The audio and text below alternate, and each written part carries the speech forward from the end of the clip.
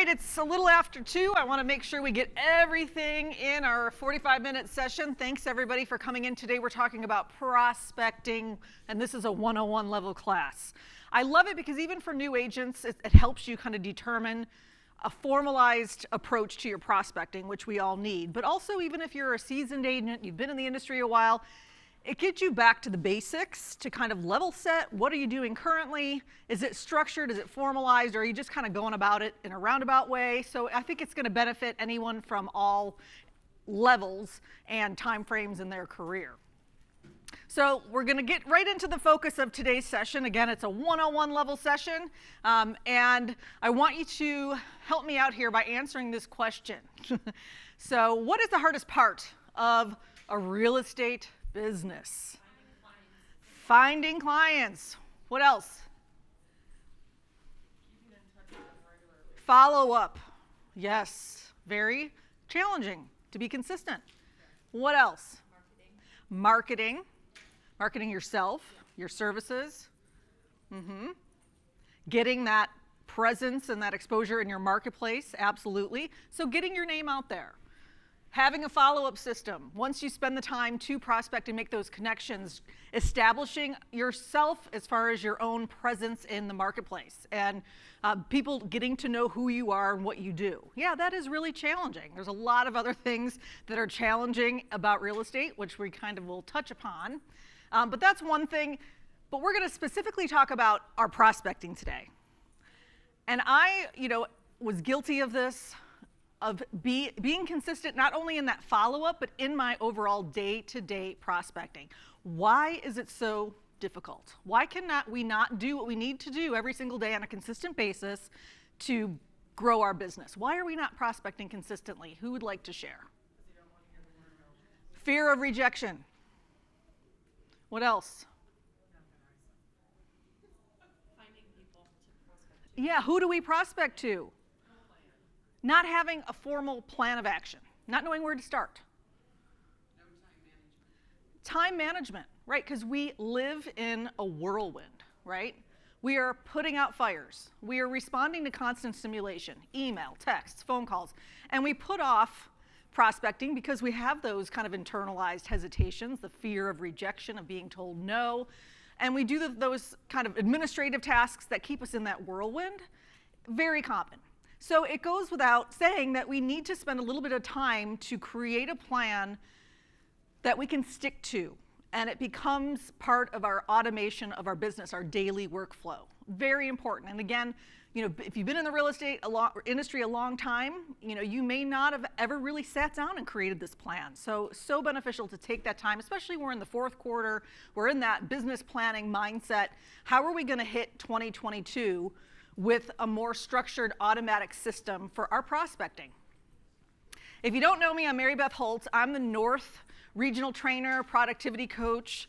I've been in real estate since 2004, so I'm going on 18 years, still licensed as an associate broker in New York, south of Buffalo, in a very rural, small area, average sales price, very low, challenging market to get going and to prospect to because we don't have a huge population there.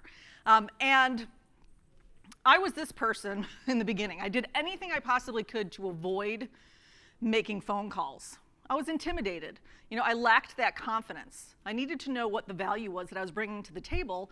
So I fell victim to the shiny object syndrome. Anything that promised me leads without me actually having to pick up the phone to prospect for them, I was going to do. It was avoiding the inevitable at all costs. So I used to pay a monthly subscription for what was called a real estate hotline. And so this was back in 2004, 2005. It was pre-iPhone. We were putting signs on our listings where they would call a 1-800 number. They would hear my voice giving an audio description of the property, and then it would capture their phone number. I mean, it seems super antiquated, even though it was only 16, 17 years ago. But it was a way for me to kind of passively prospect, so I avoided it. Or I paid for zip codes and to get leads off of Zillow or Trulia back when it was somewhat affordable. So I did all of those things, and I paid a lot of money out of pocket because I was just avoiding picking up the phone, making contacts, starting conversations because I lacked that confidence. Anybody else relate to this at all? Yes. Yeah, absolutely. We're humans. So all those things we shared about why we do not consistently prospect, we all share that. You know, it's a challenge and a hurdle for all of us at a certain level, and we need to come up with a plan to try to break through that. Now, over the last 18 months, certainly we've been through coronavirus and dealing with quarantine and stay-at-home orders, and we saw some curious observations of agents on how they persevered, or maybe did not, during that time frame, and it does relate to us staying consistent with pushing through and prospecting. And so I wanted to kind of share what we found, and when things were kind of, you know, at their heaviest, and we weren't able to get out and be face-to-face or be in our offices and connect and network, we saw agents kind of falling into three categories of how they reacted to that level of stress and how it affected them personally and in their business. So they either went into panic mode, they just were in that negative mindset, they couldn't break out of it to push forward, or they went into a paralysis mode. They didn't know where to go, what to do, and so they just kind of went into that, you know, paralysis, and they weren't able to break through that. Or we saw a third of those agents go into power mode. We saw a lot of agents that created that internal resiliency. They said, you know what, I have to find a way to continue to carry on and to push through this. And the same goes just even in kind of traditional normal circumstances. We have to get into that power mode and push through all of those hurdles that prevent us from prospecting on a regular basis. So it takes time to develop that internal resiliency and kind of have some skill set around it and understand really why does our brain try to talk us out of doing the things that we know we need to do. And once you understand it, it's a little easier to overcome. So when we talk about prospecting, I want to use the analogy of a buffet when we kind of approach our prospecting plan. And have you ever been to a buffet? I mean, buffets are not as common as they used to be anymore, but when we would go to a buffet, if you think about it, they would have a bazillion choices. And you would have those people that would go up to the buffet, they'd have their plate, and they would take a little bit of every single thing on the buffet. I will tell you that I fell into that category. I needed to get my money's worth. And they would get back to their seat, and they would eat about a third of the plate, and then they would swear, you know, I am never going to eat again. You know, they're just, you know, stuffed. And then you have those people that will go up to the buffet and they'll take, you know, one item and they'll go back to their seat and they'll eat that, and then they go back to the buffet and then take another item. So generally people fall into one of those two categories. But you know, we do that with prospecting too, right? We're either overwhelming ourselves with so many different methods that we have no system around it, or we try one thing and we go full steam ahead and we're not quite sure whether it's going to work or not. And we don't have any other diversity within our prospecting. So I know it's kind of a strange analogy, but we really need to approach our prospecting like a well-balanced plate of food. You know, you may have heard them say you need a serving of protein. And in my eyes, that would be, you know, your sphere of influence in your prospecting plan. We need a serving of protein. Then we need a veg, and maybe that would be circle prospecting. And then we need a starch.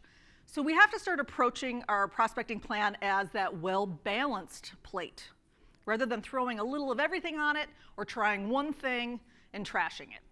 So that is the way we're going to kind of envision and approach our prospecting plan, as more well-balanced.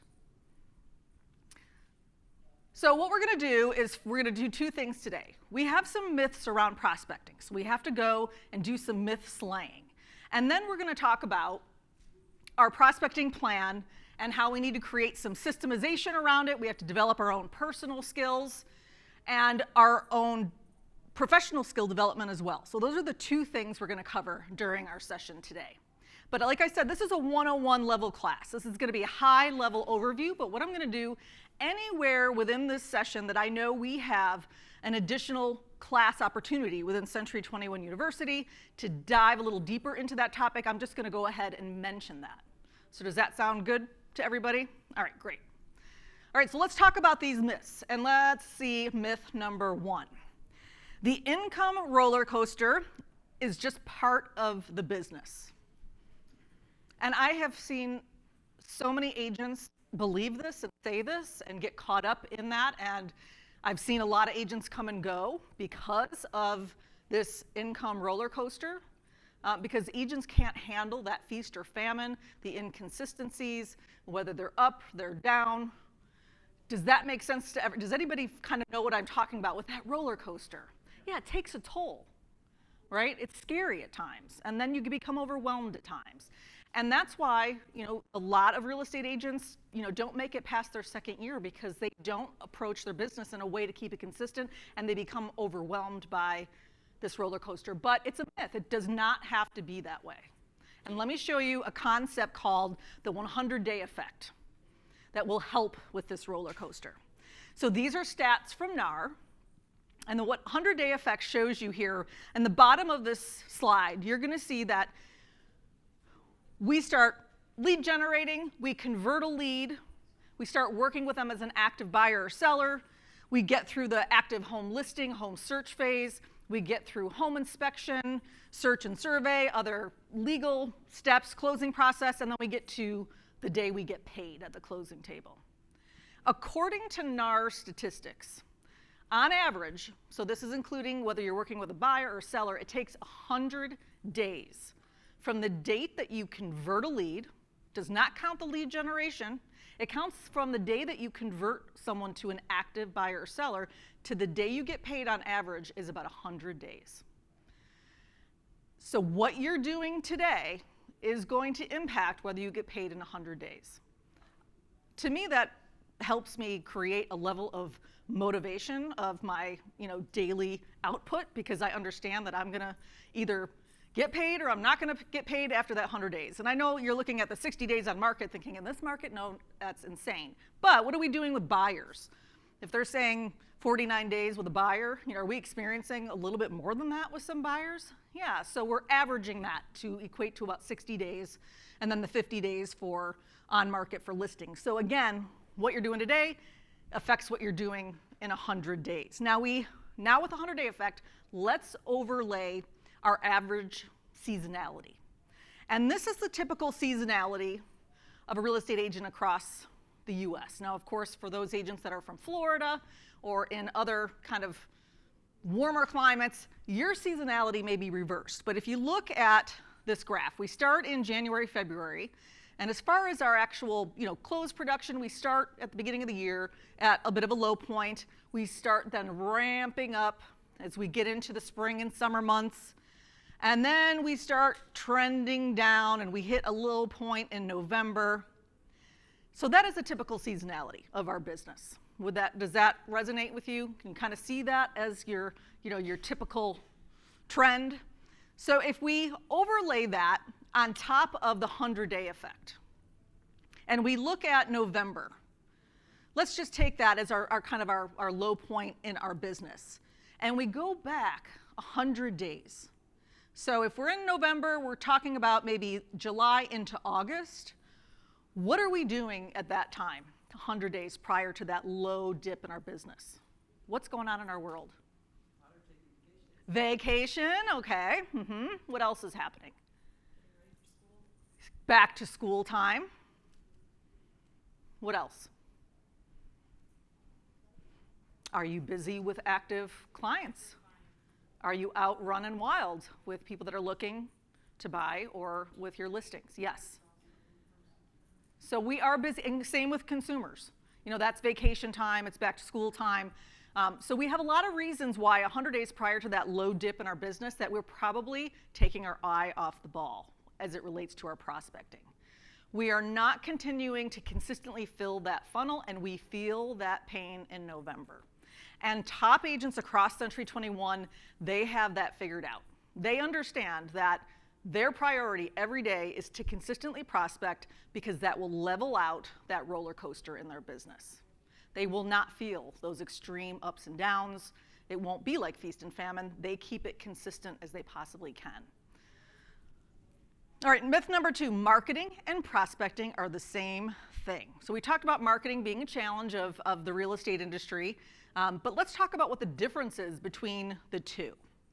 So marketing is a one-way conversation.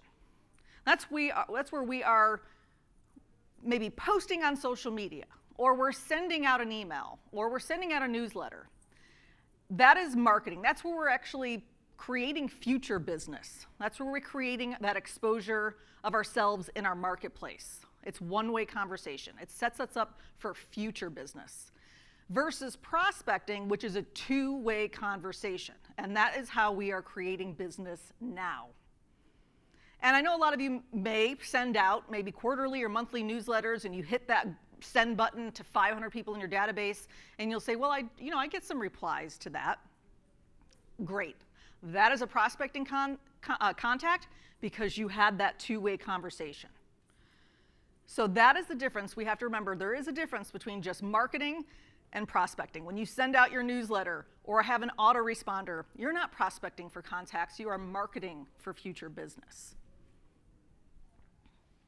Myth number 3, past clients will call me when they are ready to sell. Did anybody hear Peter Moska's stats on that? Do you remember what he said? Actually, the numbers look, yeah, and so I have some stats too that are even more dismal. So I'm hoping his were the most recent from the Survey of Home Buyers and Sellers from NAR, which makes it look a little bit better. But from what I gathered, here are my more kind of a little bit more evolved stats beyond just the 90%. They actually break it down by sellers and buyers. So 85 to 90% of buyers and sellers said that they would definitely or probably recommend their agent for future business. Between 53 and 63% said they found their agent through a referral from a friend, neighbor, or relative, used an agent they had worked with before to buy or sell a home. But when it came time to that next transaction, when they were ready to pull the trigger, Peter's saying it's 20%. I have even more dismal stats, that it's between 11 and 12%. Now, I'm hoping that his stats maybe mean we're making a little bit of headway, but still 20% is absolutely abysmal. It's horrible. Why do we have such a gap? If 90% say they're gonna, but less than 20% say that they actually do when it comes time, why is that happening? Yes, they forget about us.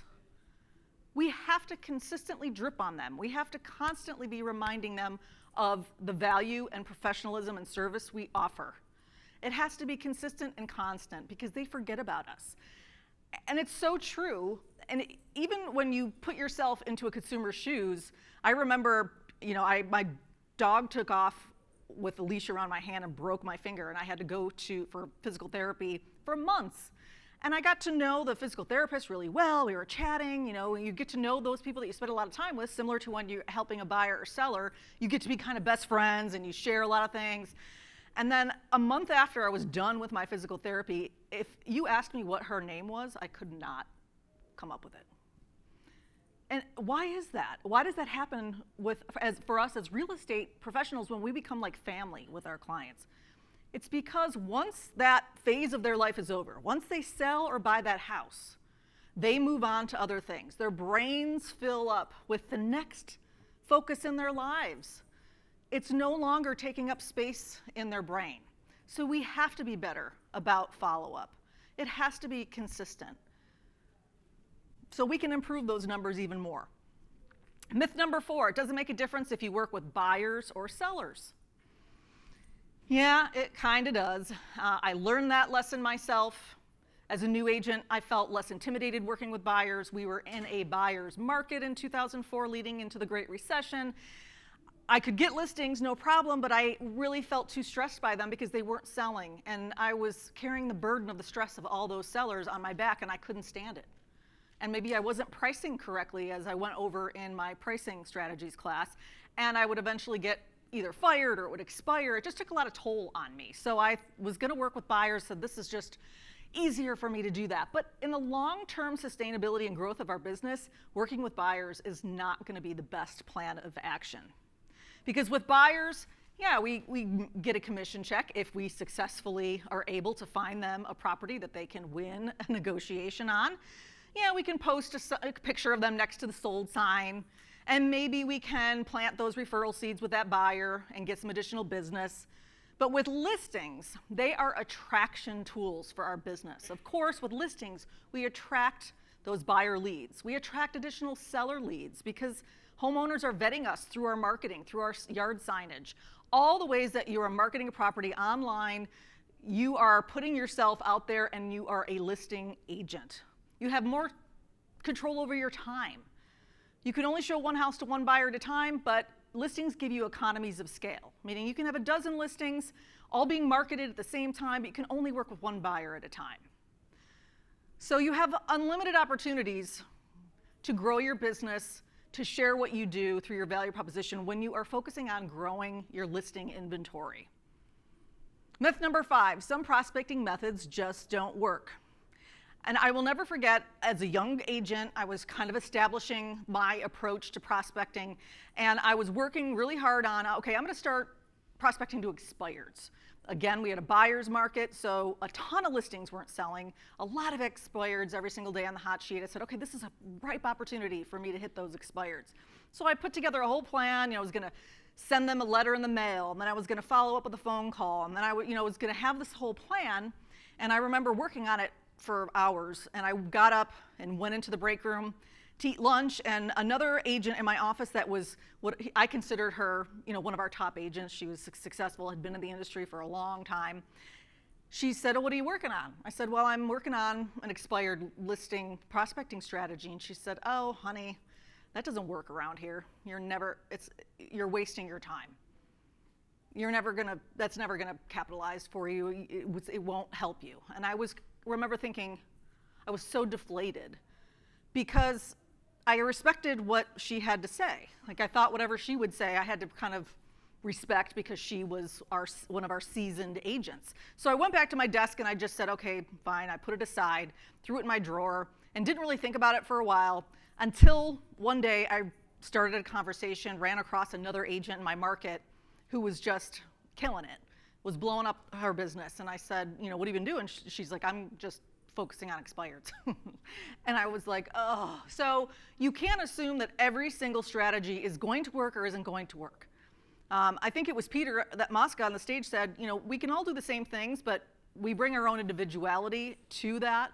So you can't automatically assume what works for one person or doesn't work for one person isn't gonna work for you, or it won't work in my area. We hear that all the time, where there is proof of agents that are making it work.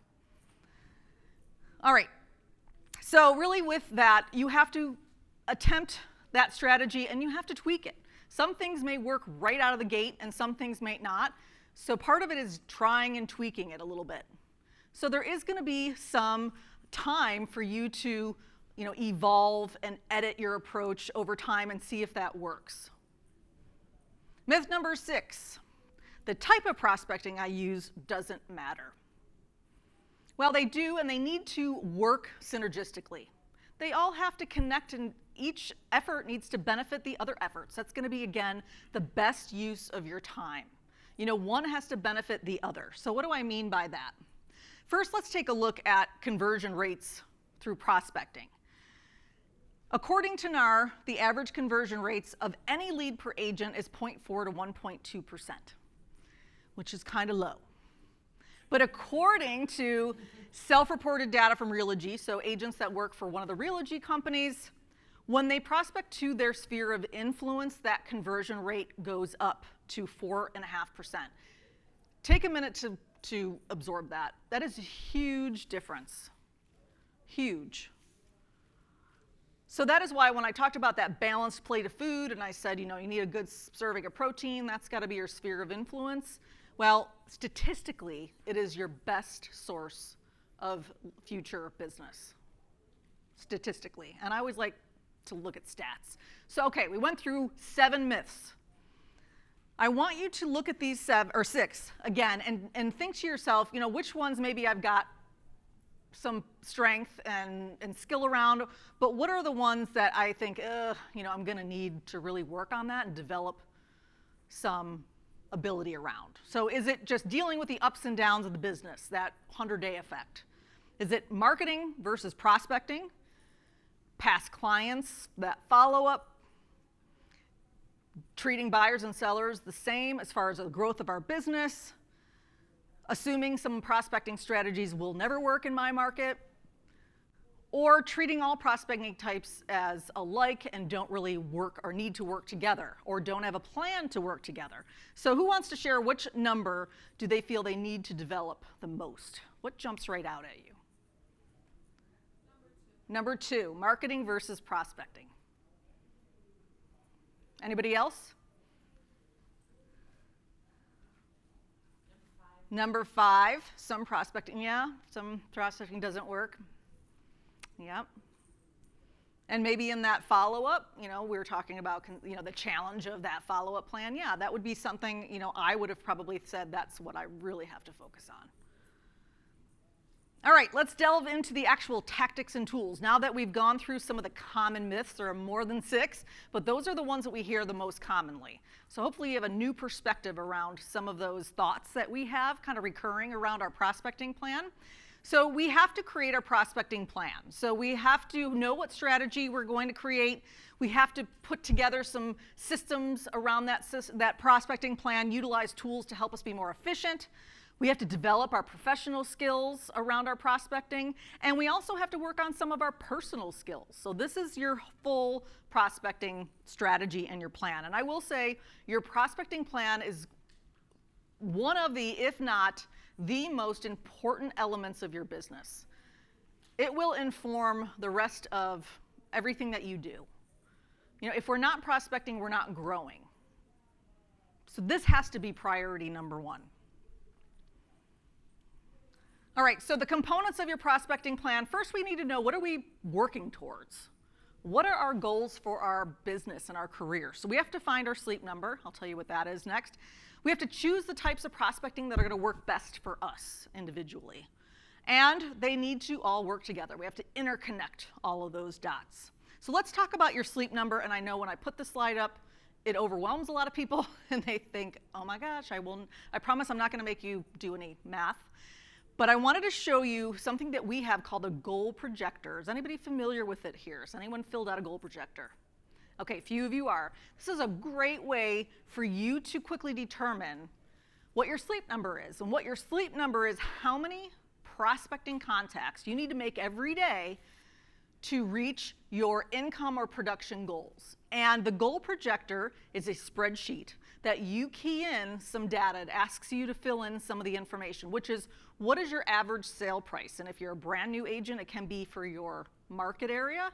Or if you've been in the business a while, what is your average sale price for yourself? It asks you what your commission split is, what is your average commission per side. So you're kind of calculating those numbers that you all know. And then it will calculate it through that active spreadsheet based on how many contacts you need to make to actually have an appointment to convert that lead. And it will tell you the number of contacts you need to make. That's your sleep number. We call it your sleep number because if you reach those contacts, you're going to sleep a lot better at night, knowing that you are making it to the goals that you've set out for yourself. So for this specific agent, they have an income goal of $111,500. The average sale price in their area is $300,000. Average commission percentage per side 3%, which equates to a $9,000 average commission per transaction side. Their split is 50%, so it does all that calculations. We get down to the bottom. So for this agent to make that amount of money in their market, they have to make 10 prospecting contacts for the 5 days a week they are establishing for themselves. Now, if you work 6 days a week, that's completely up to you. It even calculates how much time off you're going to do for the year. So if you're going to take 2 weeks, 3 weeks, it will calculate then you need to make this many contacts per day for the days that you're going to work throughout the year. What's nice about this is you can start playing around with, if your average sale price is different, if your income goals are different, the nice thing is it will automatically then recalculate. And if you're looking at this and thinking, oh my gosh, 10 contacts, I don't know how I would ever do that, then make some adjustments to your goals or make it a goal to reach a higher average sale price so that you're not having to make as many contacts. And it will get to that point where you're feeling confident about it. I will tell you, if 10 seems super intimidating, there is still so much freedom in knowing what your sleep number is. And I run a top agent mastermind for Century 21 for master's level Centurion agents every single month. And we delve into topics of their business. And consistently, they know what they need to do on a daily basis to keep their business moving along. And they have techniques that they use to track their contacts. One agent told me she has one of those magnetic trees that you can take the leaves off, and so she'll take all the leaves off of how many contacts, and every time she makes that contact, she puts a leaf back on. You know, there's just kind of some of those fun little tricks that people use to know that I need to create or have my contacts done by the end of the day. I'll never forget a story I heard of an agent who was one contact away. It was the end of the workday. She was driving home, and she still had one more contact to make to reach her sleep number for the day. And she was really challenging herself to get to that every day. And she's driving, and she's in, pretty large populated area. So there was a Holiday Inn kind of conference center when she was at a light driving home, and she thought, there's an opportunity. There's the parking lot's full. They must be having a lot of conferences. I'm just gonna go in there and see if I can make my last contact for the day. So she turns her car into the parking lot. She said, I'm just gonna go into the lounge and I can have a conversation about real estate with one person. So she ends up in a conversation with a couple who are retiring. And they were actually in town, kind of researching the area, considering whether they wanted to relocate that for retiring. And she said, well, I'm a real estate agent. I've been in the business for X amount of years, and I was born and raised in this area. I knew all the good sides of town. I said, if we find you the perfect property this weekend, are you prepared to buy? And they said, yeah. And she ended up selling them a $700,000 house. I hear that all the time. We have a 21-day real estate challenge that we run quarterly. Is anybody participating in our challenges in the university? So it's a daily accountability challenge with other agents across the network, and they share what they're doing to prospect, and they set themselves goals, and they track their contacts made, appointments made. That accountability really helps them, and it's only a 21-day challenge, and so it makes it a little bit more reasonable. And one of the agents went into the grocery store to buy a roast for dinner, had her name tag on. Somebody was next to her buying a roast. They got into a conversation about picking the right cut of meat. And he saw her name tag and said, oh, you're in real estate? Yeah. She got her first $1 million listing through that conversation. So you have to, again, you have to remind people. You have to make them aware. And wearing logo wear and name tags is the most simple way of attracting people, saying, oh, you're in real estate? Even if they say, how's the market? It seems crazy out there. Be ready to answer that question in a really big way.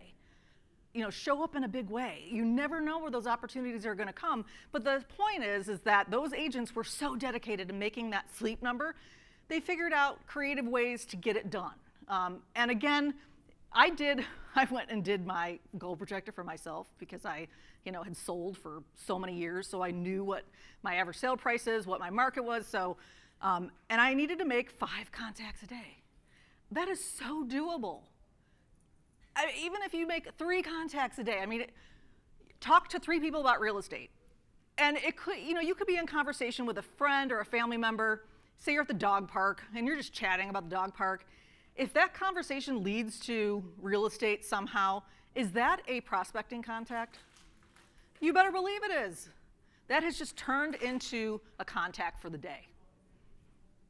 So we have to start approaching it from that perspective. Okay. So we have some of the typical prospecting types. We have approaching for sale by owners, expired listings, open houses. We have our sphere of influence, circle prospecting. Anybody know what circle prospecting is? Yes, so it's a very, very popular way to prospect if you're allowed to do it in person, or some agents do it by mail when they're either going around a new listing or even a sold listing, and it doesn't need to be your listing. It doesn't need to be your company's listing. You're sharing information from your MLS and you're informing homeowners. A lot of agents will pick 10 houses on one side, 10 houses on the other, 10 houses across the street. We are doing them a service by making them aware that a home either recently came on the market or sold that will impact the value of your home. And I'm providing you this information and also kind of letting you know what's happening in the market. If you are curious to know how much equity you've built over the last year, because it's been 5 years worth of normal appreciation, this is what you have to be prepared to say. If you're curious, I offer 15-minute market analysis. I can throw one in the mail to you. I just need you to give me some details about your house. You're making it as easy as you possibly can. It's a really great strategy, especially for agents that don't have a ton of listings or past production. You can go and start to meet people around current listings and closed listings because it's information of value to that homeowner. It impacts the market value of probably their largest financial asset. Whether they're going to get a home equity, they want to know how much their investment has appreciated. This is the time to share that information because their value has definitely appreciated. We've seen those stats. So we have to know what our types are. And sphere of influence is highlighted. That is your foundation. We see the stats. You're going to get the most out of connecting with your sphere of influence, again, which is everybody you know, love, like, and trust, and that know you to some level. There is a level of familiarity with them. And you notice we have a stool here, and it has 3 legs. So my recommendation to keep it sane is pick 3 prospecting strategies. A stool cannot have 2 legs, and it cannot have 1. So we need to have 3 for it to work. And I'm going to take, one of the stools away from you having to make that decision. Sphere of influence is one of your legs. You need to choose the other 2 for yourself.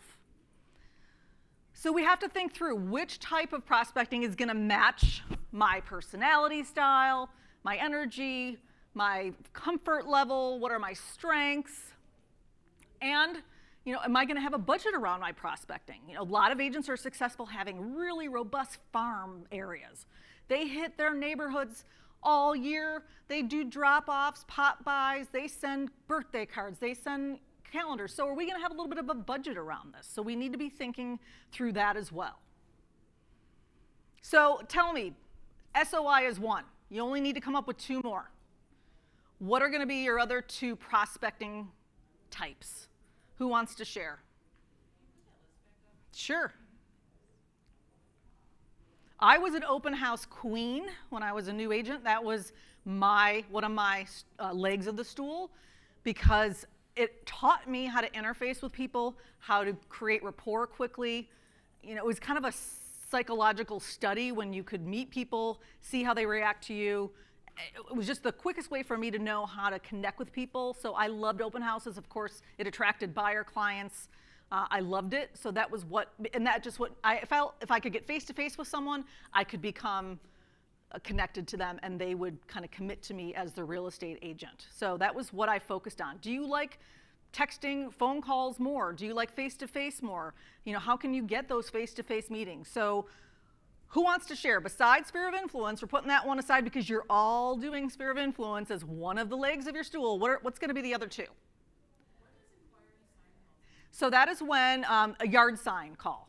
So if you're doing floor time in your office, and somebody calls off a sign, and you're on schedule to take those calls. So it's not something Yeah, you really can't set that as really a prospect. Yeah, because that's not, again, that's not actively prospecting. That's a way to get leads, but I don't think I would use that as one of the legs of your stool. The geographic farming, is that effective in your opinion? 'Cause I do that. I've never heard an agent that say it didn't work for them if you did it right. Mail 400 or 500 postcards out in my, basic geographic. Is that marketing? Is that effective? Yeah, so that's a great point. She said, is that marketing or is that prospecting? When you're sending a postcard out, that is really marketing yourself for future business. To prospect to your farm, you have to get face-to-face. You have to get out and get to know people. You have to either, if you're not able to door knock, a lot of agents will say, well, I'm going to do like a pop-up and I'm giving out poinsettias at Christmas time or American flags. And so, you make a post and you send out a mail piece saying, come on down to Allen Park on July 1st. I'm handing out American flags. You have to get face-to-face with them. And the agents that are really, truly successful at farming, they are in those homeowners' face every single month. Right, you got to keep following up. But so it takes time. Because I do get people to call me. However, I've done this for years. You get calls. Yeah. Occasionally, but you might get maybe 10 or 5. If you take your 500 cards or something. you take your circle prospecting though and double that with your geographic farm, you're going to be a lot more successful at it because they're going to see your face, they're going to see you there, and they're going to see that you care about them and not versus just sending them something. Excellent advice. Excellent. I'm looking at a round of applause. I love that idea. I mean, I have talked to so many agents that are, especially those top agents, talk about having farming markets. Somebody asked a question about geographic farms. Yeah. Circle prospecting is when you are going around a listing or a sold property, but it doesn't need to necessarily be in your farm area. A lot of agents maybe will choose the neighborhood they live in as their farm area because they want to say, well, I live here, I have that emotional connection to the area, I want to see the area thrive, and I want to be your go-to real estate resource. Whereas circle prospecting, you can do anywhere. It can go hand in hand, though. That is an excellent recommendation to kind of double that up. Geographic and demographic farming. Geographic farm certainly is going to be an area where a demographic farm is a group of people that you have something in common with. So if you're active, you have kids that are active in school sports and you're constantly, at soccer games or whatever, that is your demographic farm. That is who you can reach out to. You want to become that group's real estate resource.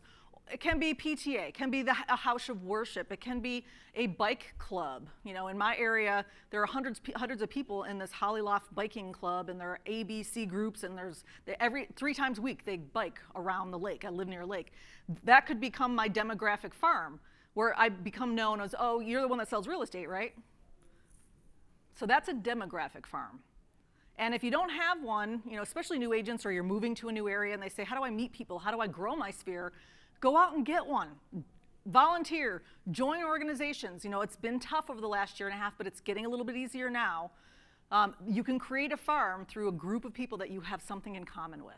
When I had twins that were school age, that was my farm. You better believe that all those moms, as I'm sitting there at 4-hour baseball games, and that's what the teachers, the kids, the parents, it was like shooting fish in a barrel. But you got to be able to present that information that's valuable and be professional.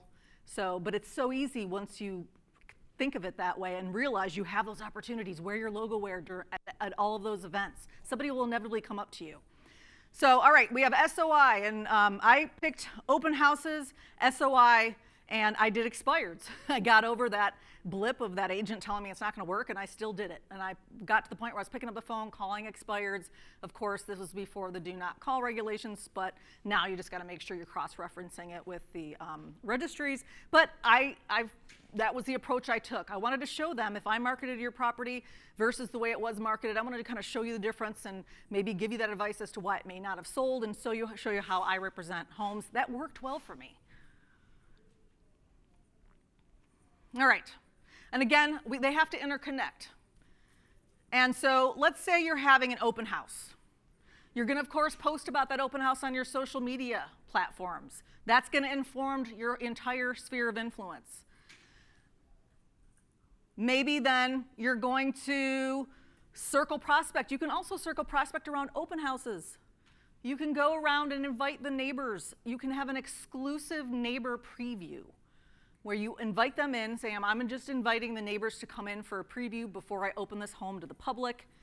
Oftentimes neighbors, have friends or family that are interested in moving into their areas, so here's an opportunity. They're just nosy, but you're getting that opportunity to meet them, create that connection. You add them to your database. They become part of your sphere of influence. You start dripping on them as part of your campaign to keep them. You add them to your social media platforms. So it informs that. You might want to approach a for sale by owner in that neighborhood and say, if you're interested to see what is competing against your house, I'm having an open house in your neighborhood, come on over, take a look. It's not a hard sell, it's just an invite. And do you think that is going to make a connection when you get the opportunity to interact with them for a little bit while? Certainly. And then any expired listings in that neighborhood.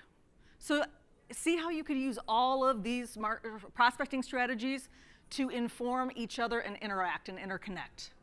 So it takes a little bit of thought, thinking, how can I truly maximize what I'm doing in all of these areas?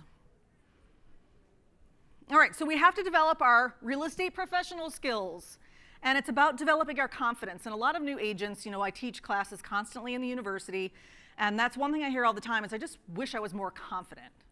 And I feel for those agents because I was that agent who was afraid of making mistakes, afraid of not having an answer to a question, of flubbing my words when I picked up the phone and started. I understand that. But we need to build confidence through mastery of skills. And the nice thing is we can get confidence when we spend the time to develop our skills. Unfortunately, we're not going to wake up and, confidence has kind of grown on us overnight. It happens through spending some time to develop those skills. So we have to know how to successfully present to buyers and sellers. We have to know how to convert leads when we're prospecting. We're talking about prospecting. If we can't convert them into face-to-face conversations, we're not going to get very far. We have to know some persuasion skills. We have a class called Persuasive Selling. Overcoming objections, it's my favorite topic. That's what I was the most afraid of. If they pose an objection about getting together, setting up an appointment, any negotiation through the transaction, I didn't know how to overcome their objections. I was petrified. Learning the strategies to overcome objections is so important, and we have an awesome 1-hour class on 2 ways to overcome objections, and you can get ready to do it, and it's amazing. Because we can do all the prospecting we want, but if we can't present well in a listing presentation, convert them into active people, overcome their objections, we're not going to go anywhere. So we have to develop out those skills. And we need to create some tools around this. We have to create our follow-up campaigns, and that's either using Business Builder, has those automated follow-up drip campaigns, if you're using Zap, or if you have a system through your company. You have to utilize it to automate it. It's called efficiency, so that you're not recreating the wheel. You're trying to set and forget an aspect of that part of your business. Social media, we're hearing Peter talk about content and making those connections and moments with people. We have to think through what we're posting, when we're posting it. It has to be a little bit more structured rather than just from the hip. And our follow-up systems, classes around all of this. We have follow-up systems that work. We have social media strategies. We also have a workshop on social media. So if any of these this is really what I need to focus on, go into the university, click on Learning Library Search, and just put in either social media, put in follow-up, put in objections. You will see when those classes are available and register for them. They're 1-hour sessions, or you can take some of the workshops, which are so powerful. So database is something that, as you're prospecting and you're adding names to a database, you need to have that system in place. So what is everybody using to store their contact information? 3x5 cards? And that's Post-its? Am I 5 minutes over? Did we start at 2 o'clock? Okay. All right, we'll get through. So database. You have to have it organized, or else you're going to lose track of everything. You're going to miss out on those opportunities when you're not staying in touch with people. So if you don't have a system, if you're not using Business Builder, MoxieWorks is coming, or Zap. I use Zap all the time. At least have it somewhere so that you can access those people in your contacts. Let me just get through some of these, and I'm sorry to keep you over. So your individual personal skills, just as important as your professional skills. We have to know how to prioritize our work. We have priority management systems as a class that we offer. And your own personal energy. We have a class called Catapult to Confidence. Best day ever. You have to know really when are you most productive in the morning, later in the day. So when am I going to make those prospecting calls? All right. Last thing, and I'm going to let you go because we've got to get to the next session. We have a lot of head trash around prospecting. We have that fear of rejection, fear of hearing no, fear of just sound, I always had a fear of I'm just going to sound like an idiot. I don't know what I'm talking about. They're going to ask me a question I don't know the answer to. We have to be able to get over that head trash. That's all it is. It's your brain trying to keep you safe. It wants to keep us in a area of comfort. So we have to realize it's head trash. We have to reframe it. They're going to think I'm an idiot. Well, the reframe is, no, they're not. They don't even know me. How could they possibly make that determination? And then we have to deal with the head trash. We have to know it's coming. It's part of the business, it's part of life, it's part of real estate. Real estate is making contacts. We can't avoid it. We have to do it, so we have to be able to just deal with that discomfort. And over time, that intimidation factor really will start to come down a little bit. So, sorry to keep you over and to get through the end of that class. So is everybody have a little bit of a more indication of whether they need to or what they need to do to really create that stool with their 3 legs of their prospecting plan. That 100-day effect, staying consistent to level off your business, choosing the strategies that are best for your strengths, and knowing sphere of influence has to be your priority. So if nothing else, you're walking away knowing I've got to hit that sphere of influence every single day. So thank you so much. I'll hopefully see you at another session or online in a virtual class. Thanks, everybody.